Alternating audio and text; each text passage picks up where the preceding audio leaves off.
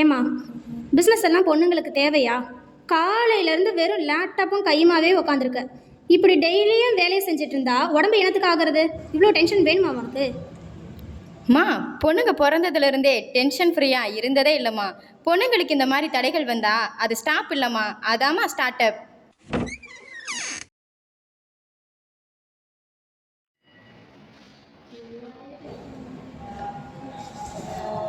Ma'am, good afternoon ma'am. Good afternoon. உட்காருங்க. Ma'am, நான் business start பண்ணலான்னு இருக்கேன் மேம். அதுக்கு போன வாரம் வந்து உங்களை பார்த்துட்டு போயிருந்தேன் மேம். ஆமாம்மா, ஞாபகம் இருக்கு. உங்கள் ஃபைலு கொடுங்க. இந்தாங்க மேம். உங்கள் பிளான் நல்லா இருக்கு, ஆனால் இந்த ப்ராஜெக்டில் ரிஸ்க் அதிகமாக இருக்குமோ? லாபம் வரலனா?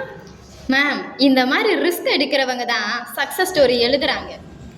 சரி, உங்கள் குடும்பத்தில் யாருக்காவது பிஸ்னஸ் பேக்ரவுண்ட் இருக்கா? எஸ் மேம், இருக்காங்க மேம். ஓ அப்படியா? யார் அது?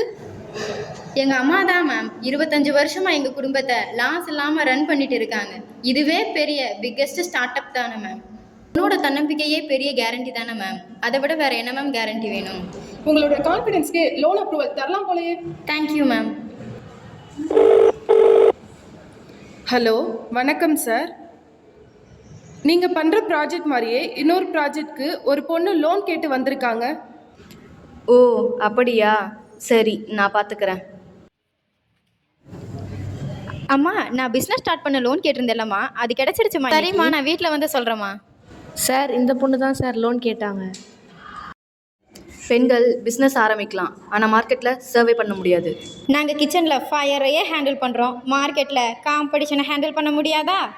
I will success. ஒரு பொண்ணு ஜெயிச்சா அது சர்ப்ரைஸ் இல்லை, இந்த சொசைட்டிக்கே அதுதான் ரிமைண்டர். இந்த வருடத்திற்கான சிறந்த பெண் தொழிலதிபர் விருது பெறுபவர் அனிதா அவர்களுக்கு விருது தர சிறப்பு விருந்தினர் அவர்களை அழைக்கின்றோம். போராட்டத்திலிருந்து வெற்றி வரை நடந்த இந்த பயணம் குறித்து உங்களுடைய கருத்து சொல்லுங்க ma'am. Good afternoon to one and all. நான் இன்னைக்கு ரொம்ப ஹாப்பியாக இருக்கேன். பிகாஸ் நான் இவ்வளோ வருஷம் கஷ்டப்பட்டதுக்கான பலன் எனக்கு இன்னைக்கு கிடைச்சி. என்னோட லைஃப்ல இருந்து உங்கள் எல்லாருக்கும் நான் ஒரு விஷயம் சொல்லணும் அப்படின்னா, ஒரு பெண் பலவீனமானவன் 1000 பேர் சொல்லுவாங்க.